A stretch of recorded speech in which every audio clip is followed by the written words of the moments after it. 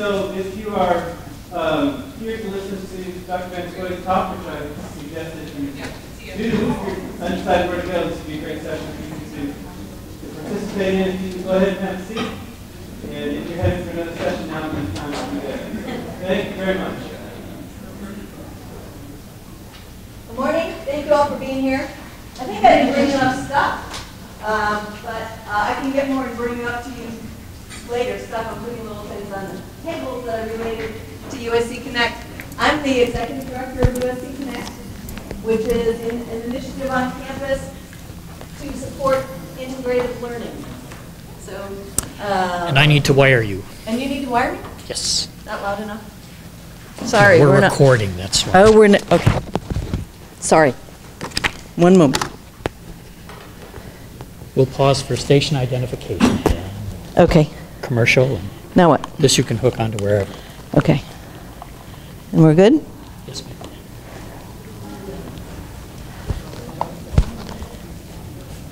Let's see. The trick is to not make this look too crazy. Okay. Okay, welcome again. As I mentioned, I'm Irma Van Scoy, the Executive Director of USC Connect. I'm just curious how many people in the room have heard of USC Connect? Okay, a lot of people, but not everyone. So I'm going to just share a couple things with you about USC Connect. As soon as I figure out how to hit the right button. This is supposed to work, right, Mike? Okay. Let's use this. I'm not getting this to advance. There we go. So I might be up here because my little remote is, I think I'm not getting that to work. USC Connect's theme is integrating learning within and beyond the classroom, and you can see how that fits so beautifully with all the things that you were already hearing this morning. And so I felt really good as I was listening because I think this session is really consistent with the things that we were already talking about. I have no idea why it's doing this.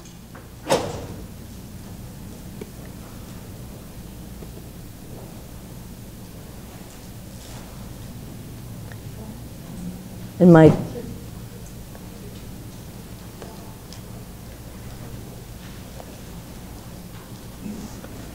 let's see, slideshow.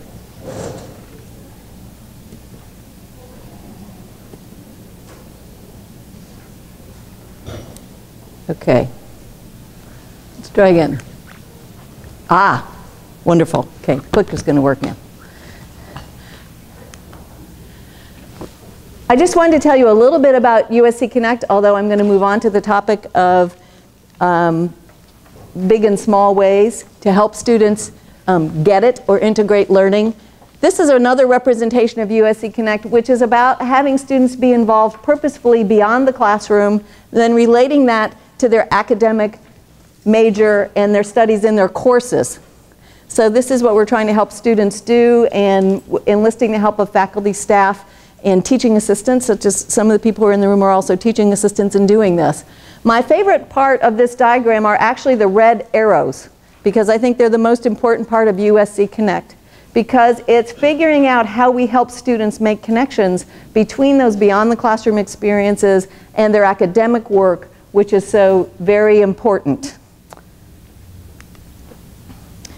So when I wrote Getting It on the presentation title of this, I was thinking about integrative learning, because as we were hearing this morning, that's what we really want students to do, is to not just absorb information in a way that they can just give it back, but for them to really make meaning out of the experiences and the information that they're receiving and get it and understand in a much deeper way. So I'm going to just give you an example of this. My background is in early childhood education, and so this is an example of a student named Allison who was studying early childhood education, and we were talking about the term egocentrism. And egocentrism is the idea that you only see something from one point of view. And we talk about young children being egocentric, just seeing something from one point of view. Allison said, oh, I get that concept. It's like my ex-boyfriend. can only see things from his point of view. He's very selfish. And that's what she thought about the concept of egocentrism. Then she had an experience beyond the classroom, and she had observed a little girl named Megan who had a little teddy bear, which Megan had named Bluey, which she brought with her everywhere she went. And Allison saw Megan with Bluey in the classroom, and something happened with another little child who was crying. And Megan went over and brought her little bear Bluey and offered it to the crying child. This confused Allison, because she said, well, my professor was telling me that young children are egocentric. And so Megan wasn't being selfish at all. She went and shared her teddy bear. So she wrote this up in her assignment, and she got questions back from her professor about rethinking what the term egocentrism means. And she talked with some of her fellow students, went back to her reading, talked with her professor, etc. And then eventually Megan got it. And so this light bulb went off in her head, and she said, oh, I see now how Megan's behavior was egocentric. Do you know how Megan's behavior was egocentric, offering her teddy bear to the little girl that was crying? Yes, ma'am. She assumed that Bluey would make her feel better. Right. When I'm crying and upset, Bluey makes me feel better. So if this other child is crying, Bluey is going to make her feel better. So that was egocentric, but it wasn't selfish. So Megan had a new understanding, which she got by integrating her learning from the academic discipline knowledge that she was reading, and then understanding that in a deeper way from her real experience, and then questioning from her professor and talking with other students. And so that's what she was doing, was integrating her ideas and experience and having that aha moment, which is one of the things we want students to have, is lots of aha moments where their understanding is much deeper than just memorizing something for us. So I want to tell a story about a couple of other students. They're separate stories, one about Alex and one about Marissa, and thinking about the question of, so why do we have to help students so much? Because we give them experiences and it's up to them to make sense of it. And so you heard one example of how Allison needed help in making sense of her experience. Here's another one. Alex was a student who did a community service project as part of a course. He ended up in this course where he was with mostly advertising majors, and he was a general business manager major. And so he was surrounded by people who had a different focus, and their project was about advertising and marketing a product to a particular audience.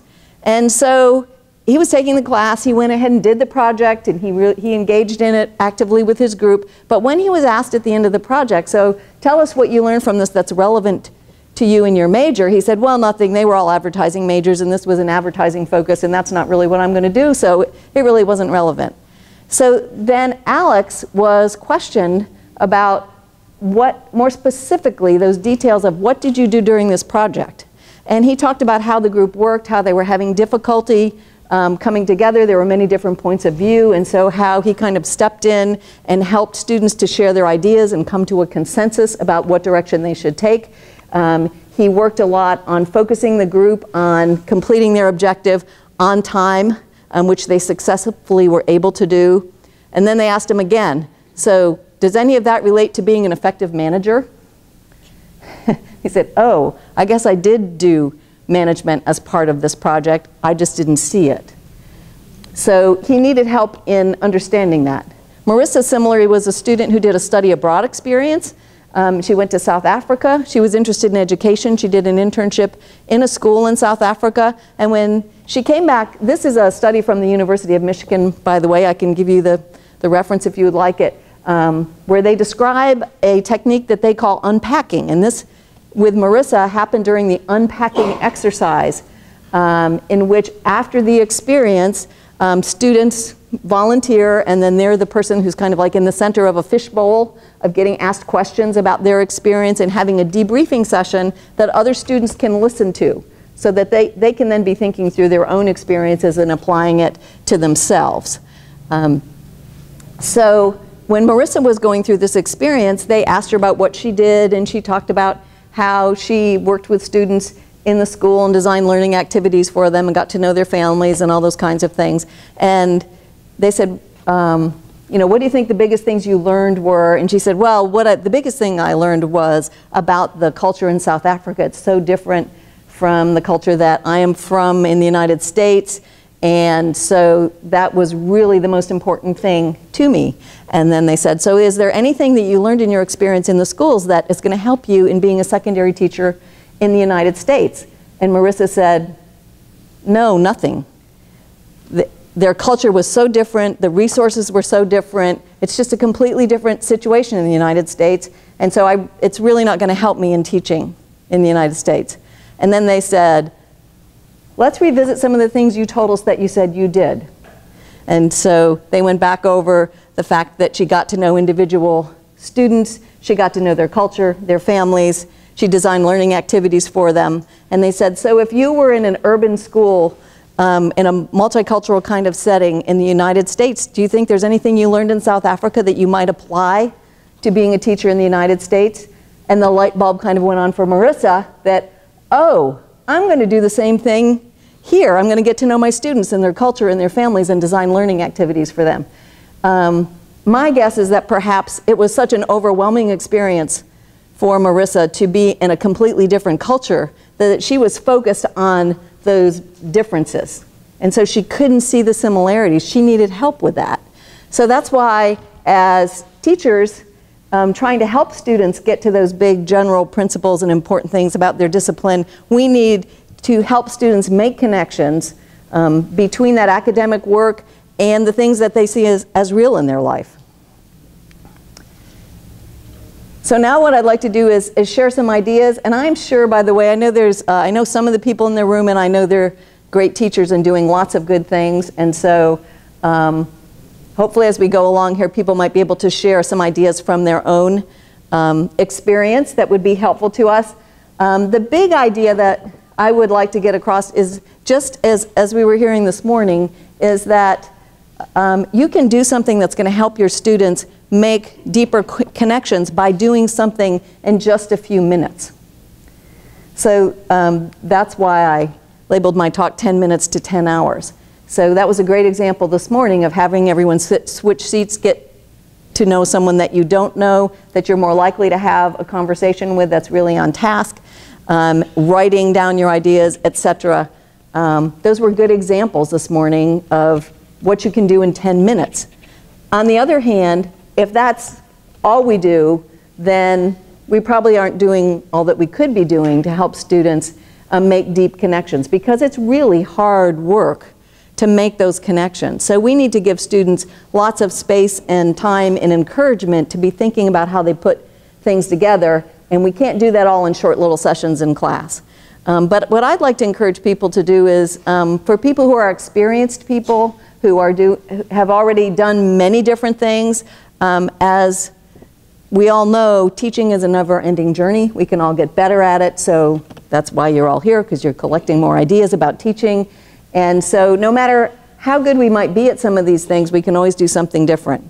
And then on the other hand, if you feel like you are just beginning this journey of teaching and you don't have many ideas, don't think that you have to change everything that you do, or that you have to be comprehensive in terms of trying to make every single thing you do with students and everything you create be focused on integrative learning and deep learning. You can't do everything at one time. So just start somewhere and do something that's different. Try that out, and then you can try something different the next time. And you heard about some of this both this morning and from my examples of Alex and Marissa and Allison, that just one of the general things to keep in mind are the kinds of questions that we're asking students. So if we are just asking them for where something is on the location on a map, then we're not asking a very deep question. What was called to mind for me this morning about geography, and interestingly enough, I had the same experience with geography, except I did come away with a couple of major concepts that really made a difference for me. So it wasn't a total wash for me in the course. And the thing that I learned, I'm from the state of New York. That New York is shaped kind of like this, Okay, it's got a long part here and then a long part that goes across here.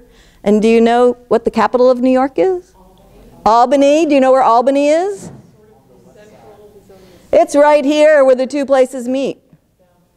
And this is where the Hudson River is, and this is where the Mohawk River is. And they started the capital of New York. That's how they used to get to the capital from all over the state, was by the rivers.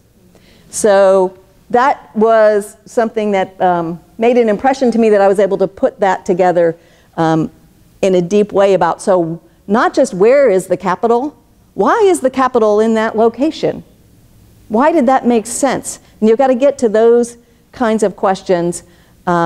And all the probing kind of questions you heard me talking about with the student examples, part of that was listening to what they said in response. So saying back to students, which some people call, mirror talk. So what I hear you saying is, just like we've all heard in good relationship building, you say back to the person what you hear them saying so that you can know that you're on the same page. Well, it's the same thing with students. Because sometimes what we think we heard is not really what they meant. And they need to clarify it, and then we can go on and ask another question. So even if it's a large lecture class, to just take a minute to say, so tell me why you came to that conclusion. Tell me the two things that you were putting together. Explain to the class how you solved that problem, rather than just giving the answer. Can be something that's more interesting to other students. You know who students listen to in a room more than anyone else? The research says? Other students. Not the professor, other students, not the teacher. So those are just kind of general rules of thumb. And another general rule of thumb is to model wonder, and just think about the people that you've been inspired by. And I'm sure you already know this. It's if you have a professor who is always excited about that discipline area, who is wanting to know more, who is always asking questions, who is interested in what you think, then that's going to inspire you to be the same way. So it's just like with raising children. They're watching what you do, not just hearing what you say. So you can't just tell them what's important, but you have to show it and be it for them too. So here's a more specific thing, and I actually am going to ask you to do a similar thing to what you did this morning, but it's a little bit different. I'm going to ask you to write. That's the similar part. But I'm only going to ask you to write for 1 minute. And what I want you to do are two things. In the writing, so I'm going to ask you all either, I guess we mostly have pens on paper, or if you have an electronic device, you could be typing. But when I say to start, I want you to start, and I want you to not pick up the pen. Keep writing continuously for a minute, okay? No matter how the words are coming out, keep writing. And what I want you to write about are your ideas for what is something that you are either already doing or you think is interesting to do that's going to help your students to make connections and understand in a different way. What's something important to you about that? Okay, everybody got that idea? All right? Okay, start writing. You have to be writing, don't pick up your pen. I'm counting. If you didn't start writing, you have to do it in an additional 5 seconds. No, I'm just kidding.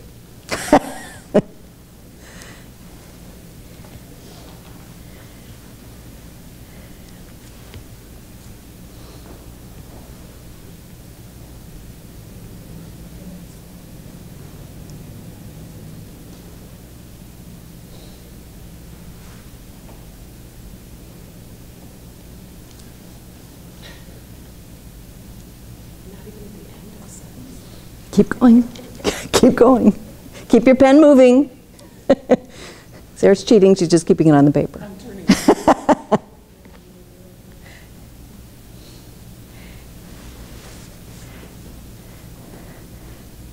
You have 5 seconds left.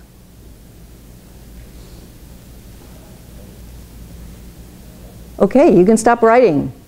Thank you. That was literally only 1 minute. And now what I'd like you to do is to turn to a partner and share with them the idea, share with them some of the things that you have written, and see if the two of you can come up with, from the 2 different statements you have, kind of a summary statement of, do you see similarities in what you're saying? So you could say, we both think this is important, or are they 2 different ideas? But come up with some kind of a summary statement. So please find a partner It does work better in twos.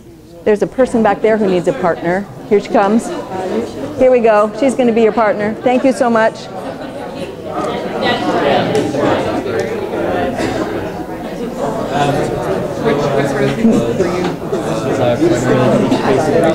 I'm thinking about putting you over here. Except she already started. It's okay. What it does, the other questions, the ones that make the area, which one is the best? So that we can share.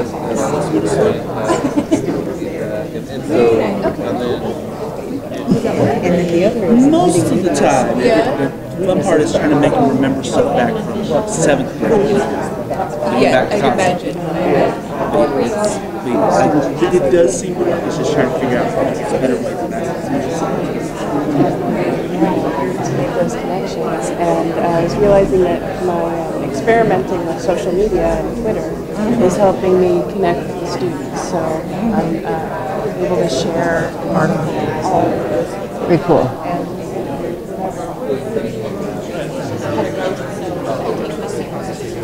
How big are that? But I was just actually like, I want to bring it in and like, okay, well, today we're going to sit in the cafe and especially to grab one of these newspapers. Your task here is to read any article, I'm doing it with them, but to connect it with what you're saying, though, because That's really wonderful. I like that. Hey. We already talked about this before. Yeah? The first session. So You did? Okay. Okay, that's good. I'm just trying to pick up ideas. Hey. Hi.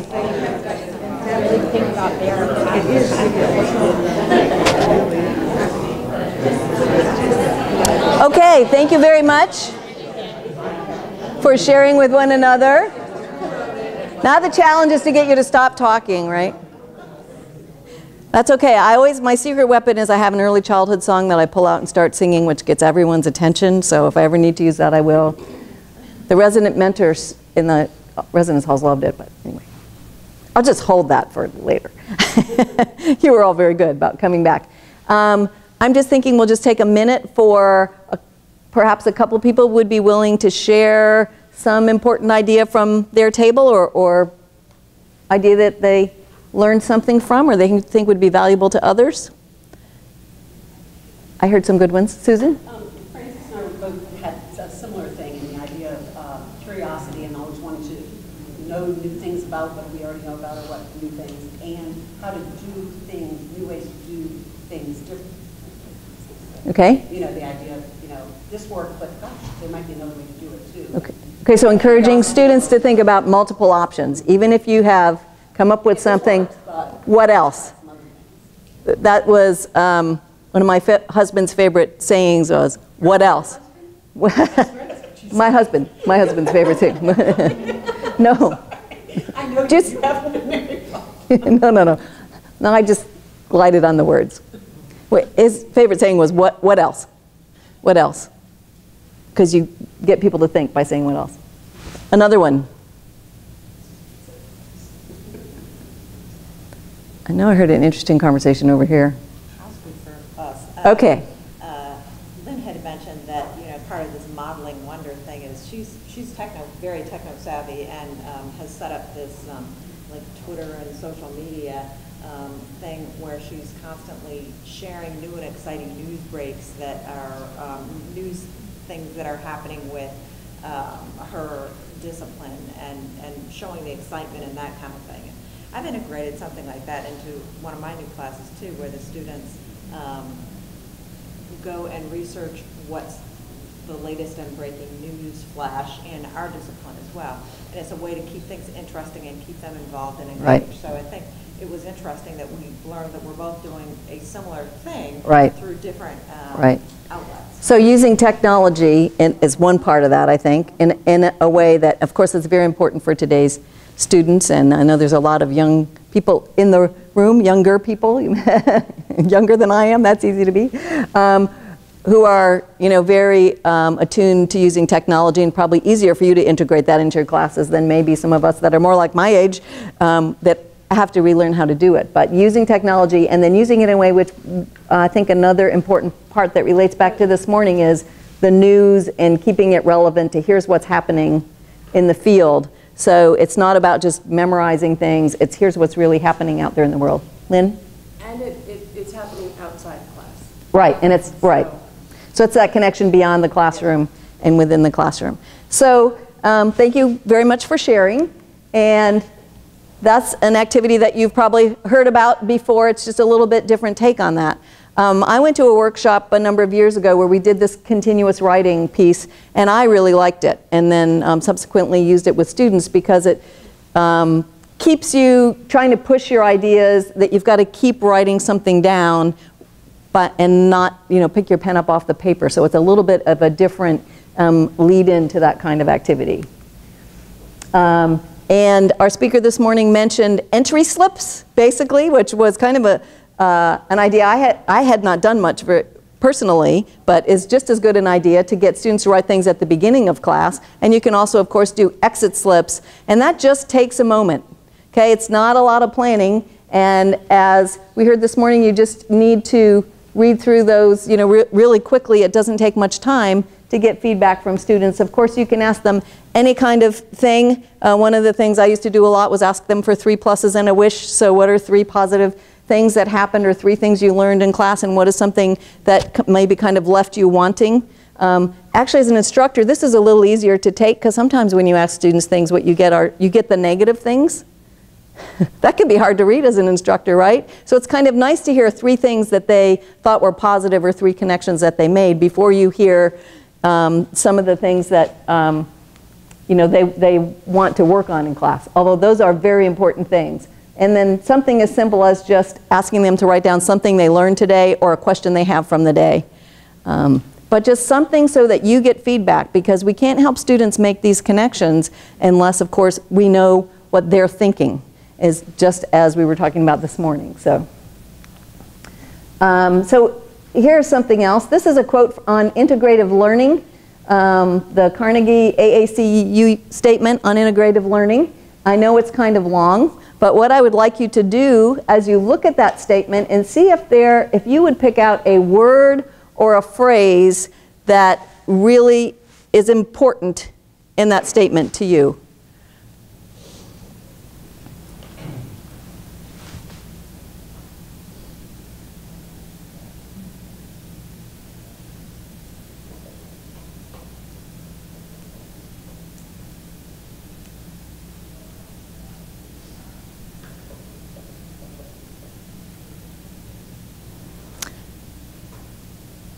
So I haven't given you a lot of time to think of that, but does anybody have a word or a phrase that stands out to them? Yes, ma'am. Benefiting from multiple perspectives, and I think of that not just coming from the learner, but coming from their peers and outside, especially in this world and in this political climate. It's my ideas versus your ideas, and it's so divisive, and to realize that those different ideas actually can create a better solution if they're considered. Right. Very good, thank you. Yes, ma'am. I like, as learners address real-world problems, unscripted and sufficiently broad. Okay. So I like the idea that they're looking at real-world things that are happening, because so often our students, when they come, they're insulated because they've just been in high school and in right. a little community.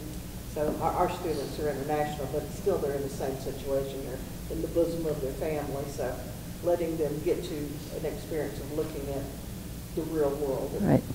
Thank you.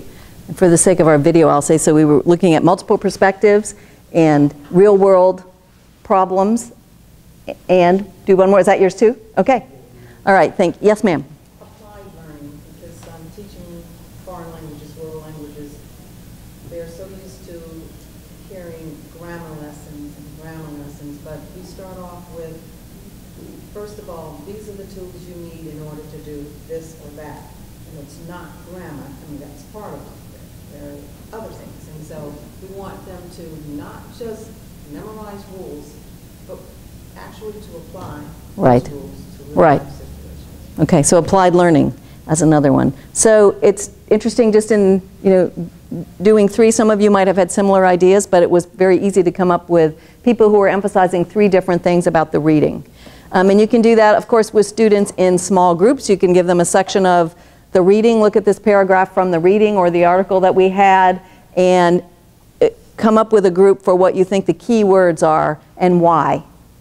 That's one way to do it. Another way to do it, actually, sometimes people cut up a reading. They have phrases from a reading from their work and put them in a hat or a basket and say, pick a quote, and then talk to us about this quote from your reading and how you make sense of it. So again, these are all ways to engage students in just a few minutes. And now I have a little YouTube video to show you. This is along the experimental line. Do we have any physics people in here? Okay, that's good. That helps me. No. So this actually is an example I learned about when I was learning from another early childhood educator about teaching early childhood teachers about the sciences. And he posed a question, and then he actually did it in his class with the students. He had every student who had a penny, and he gave every student a little cup of water and an eyedropper, and he said, so how many drops of water do you think will fit on the head of a penny? Okay, think in your head, how many drops of water do you think will fit on the head of a penny? And instead of giving you all cups of water and eyedroppers to do that, of course, these days you can go on the internet and find anything. This only takes a few seconds to show you, but this is on the internet. And that, okay, and you don't really need to have sound, so if we don't have sound, it's fine. Here we go.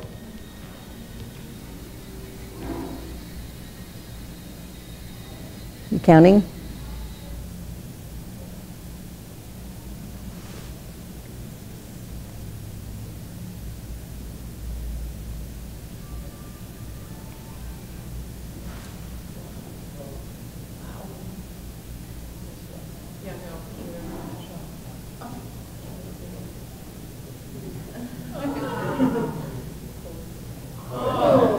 Were you surprised? Yes. Yes. And actually, I found a video, it took longer, so I didn't choose it, in which they fit 36 drops of water on the head of a penny. Okay, and so this is about the, oh yeah, sorry about that. This is about the principle of cohesion. I don't know why that's why that came up with water, but back to our PowerPoint. So you can see how students would be engaged by first writing down their thought and then actually trying this and then saying, okay, so now why did that happen? And relating it to the major principles in class. And certainly it only takes a minute to show it on a video. Would take a lot longer to actually have them do it, but that's a nice variation if you have time to do that. Another one that I just want to share with you that an instructor used is this person, this was in relation to health, wanted to show students what difference hand washing makes.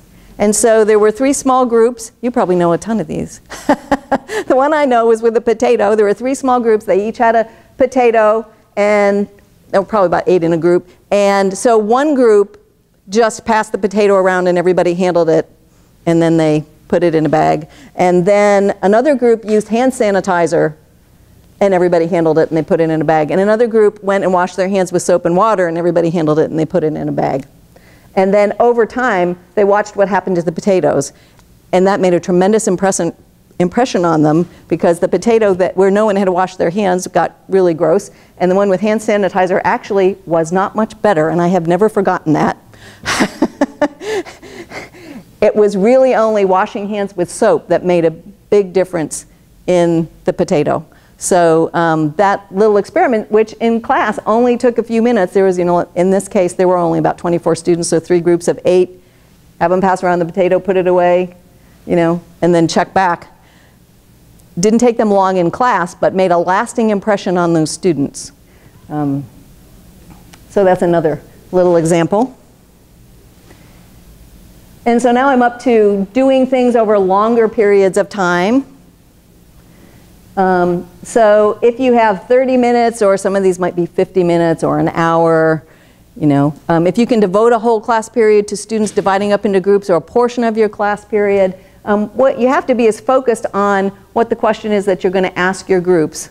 And students also get better at working in groups the more that they do it. And oftentimes you also need to teach them how to work in groups and have them take on certain roles. So that, for example, one is going to be the leader and get them through the steps you ask them to follow. One is going to make sure that everyone in the group participates. One is going to take notes, and one is going to be the person who reports out to everyone else. So you're specific with them about what it is that you want them to do in the group, no matter what problem you might be giving them to solve, or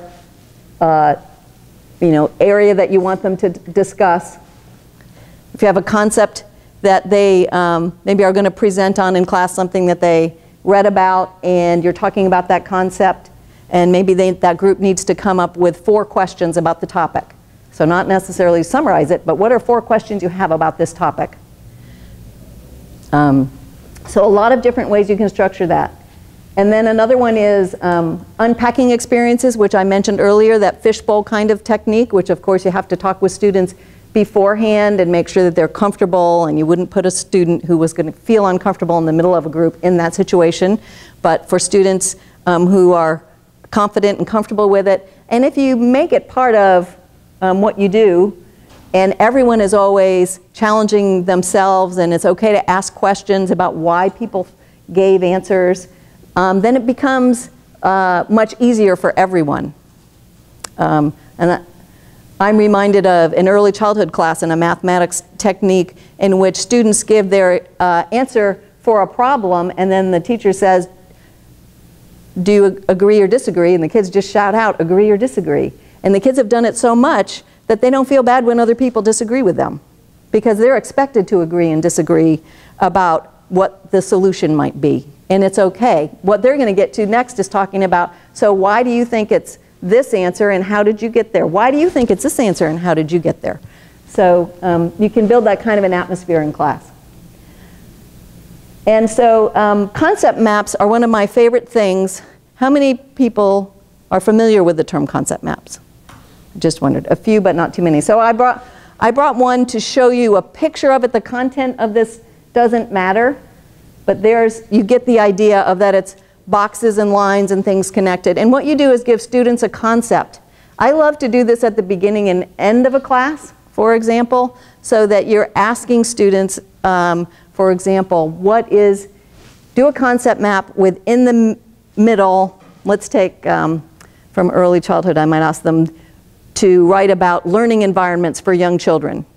And that's their center circle, or the top circle, whichever way you want to do it. And then they have to think of, okay, so what are all the things involved in learning environments for young children? You know, what kind of materials you have, what kind of stationary materials, what kind of movable materials, what kind of staffing do you have, how much time do you have, all the variables. And then on the little arrows, you write how things are related to one another. So you can do that for a very simple concept or a very complex concept. We also have had students do these to make a much more complex concept on teaching. And you might do it for yourself on teaching. Make teaching your circle and see what you think about what are the aspects of teaching that you think are important or that you think about. It really helps you think through what you're doing, which is another point that I want to make. Whether it's a class presentation or a concept map or anything that you are creating, it's why on the USC Connect card that some of you have, this is a card that we made for students to help students to be aware of USC Connect and the importance of learning within and beyond the classroom. And our little moniker is participate, create, lead. And participate is pretty obvious. That's doing beyond the classroom experiences. It's being actively engaged within the classroom. Create is really where integrative learning is. And whenever you create something, in thinking through this presentation today, I thought through new ideas, and I've been thinking about these things for a long time. Every time you have to create something, every time, as you know, it's much easier in class, if you're a student, to probably have to read the chapter and take a test on it, than it is to read the chapter and have to write something about it in a more comprehensive way, or write how that reading relates back to your real experience. That makes you rethink things. So that's what we are trying to help students do, is challenge their ideas and rethink what they know. And as our presenter said this morning as well, students often find they think they know it, and then, don't we all? We think we know it, and then we have to describe it to someone else, and we find out that we don't know it so well. And we have to go back and find out more and think more in order to make the connection. So that's what you're doing when you're creating a concept map or any other kind of creation. And that gets to class assignments. So whether it's that a research project, an inquiry paper, or a case study, I focus on the reporting on data because I'm trying to bring in the beyond the classroom kind of experience, or the real life world experience, that if somehow in the work you're asking students to go out and get some information and then write it up, then and put that together with the theories they're learning, then they have to think in new ways. And you can start doing this really simply. And of course, students can't do it automatically. It's not easy to summarize data and then analyze it. So one experience I had once is we wanted to give students just practice in doing that, not related to their discipline at all. What we wanted them to learn was the process of observing, recording, and then summarizing. And so the most creative one that I remember is that a student came back, and it was a young woman, and she did an observation in a woman's restroom, and she stayed in the restroom, I don't remember if it was a half an hour or whatever, and she checked off which stall women went into. And I've used the information she learned to this day. The least used stall in a woman's bathroom is the first one, the one closest to the door. But still, even doing maybe things that seem silly like that, what students find out is they actually write in things where they write big generalizations based on what they found, rather than just summarizing the facts. And of course, in most of our areas, what we want them to do is summarize the fact, not big generalizations, which of course I made a big generalization based on that little study, but it's the only one I have. So I haven't read any more studies about it, so it has always influenced me. But students need practice at recording data and then summarizing it and sorting out what's the difference between something I can validly say about what the data say versus what I think about the data. So what I saw was that this child was grabbing a pencil from another child. And so what I might write is this child was being disruptive. That's a big inference based on the child was grabbing a pencil from another child. It might be that, you know, what we didn't see is that the child took their pencil, or they were really worried that they were going to get behind all kinds of things. Not that this is a problem child, but this is a child that's really focused on their work that needed a pencil to keep up. So you have to be careful about the inferences. But anyway, those kinds of things are what we're trying to help students think and learn about.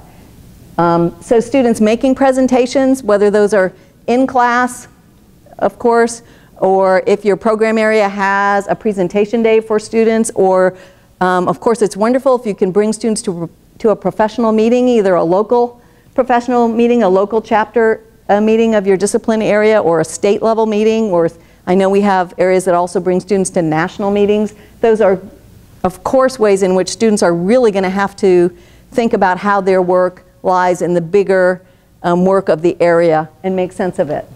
And people are using all kinds of technologies with students, blogs and wikis. So any creative project, I like to write the word representing that way, because it's representing information. Representing means representing. You're presenting it again based on your level of understanding when you're creating a presentation. I think it's helpful to think of the word in that way.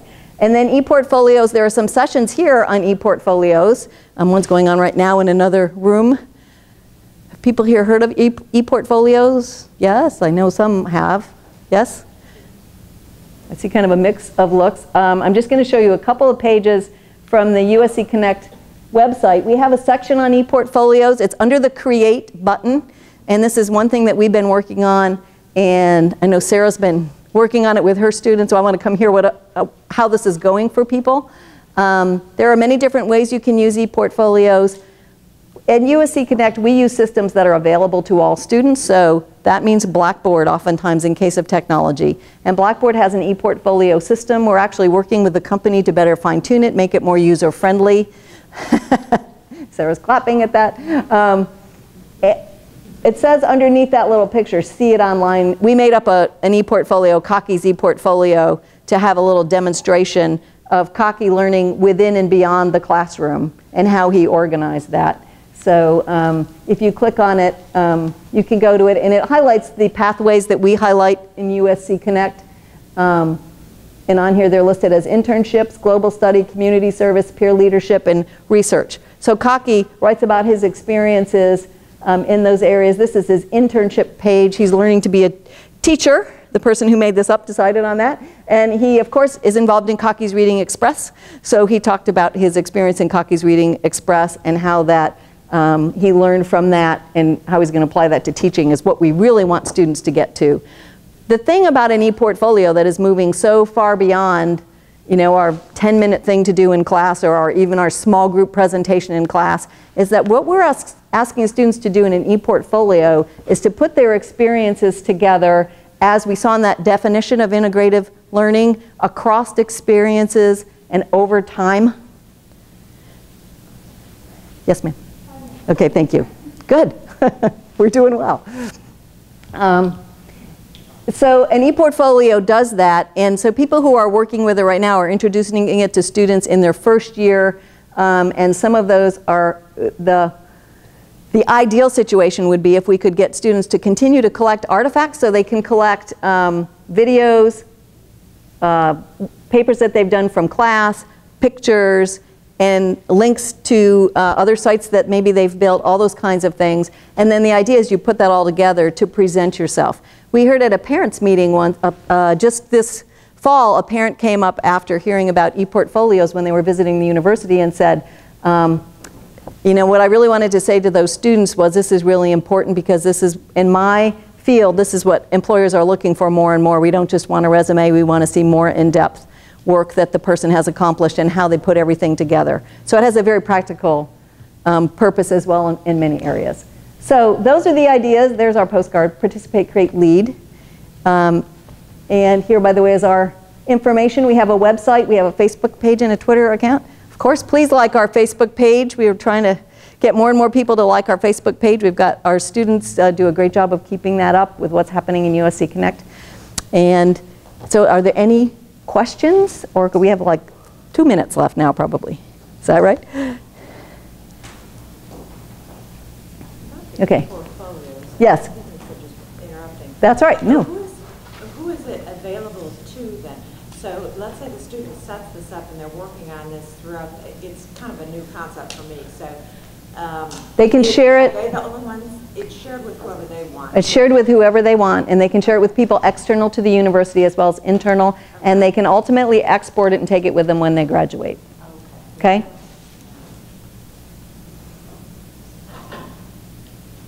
Anything else? Okay, well, this day is very exciting. I love the conversations that are happening. Hope you enjoy the rest of the day. Thank you for coming to the session.